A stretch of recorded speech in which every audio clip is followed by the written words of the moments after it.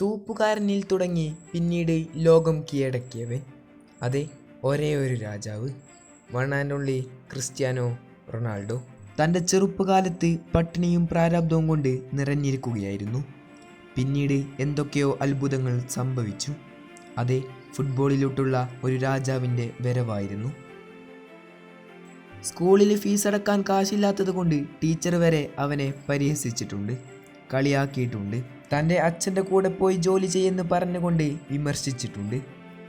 അയാൾ എത്രയോ കഷ്ടപ്പെട്ടിട്ടാണ് ഫുട്ബോൾ എന്ന സാമ്രാജ്യം കീഴടക്കാൻ വന്നത് വെറുതെ ആയിട്ടുമില്ല.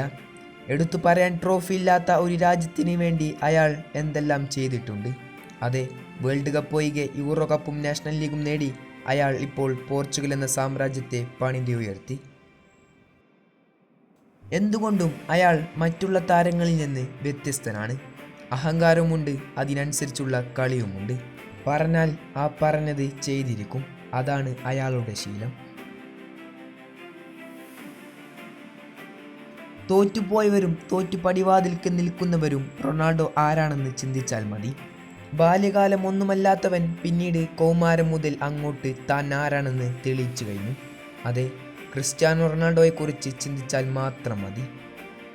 തൻ്റെ 41-ാം വയസ്സിലും അയാൾ ഇങ്ങനൊരു വിസ്മയം തീർക്കുന്നുണ്ടെങ്കിൽ അയാൾ ഒരു അൺസ്റ്റോപ്പബിൾ ആണ്. റൊണാൾഡോയെ പോലെ വേറെ ആരുണ്ടെന്ന ചോദ്യത്തിന് ഒരൊറ്റ ഉത്തരം മാത്രമേ ഉള്ളൂ, അത് ദൈവമായിരിക്കും.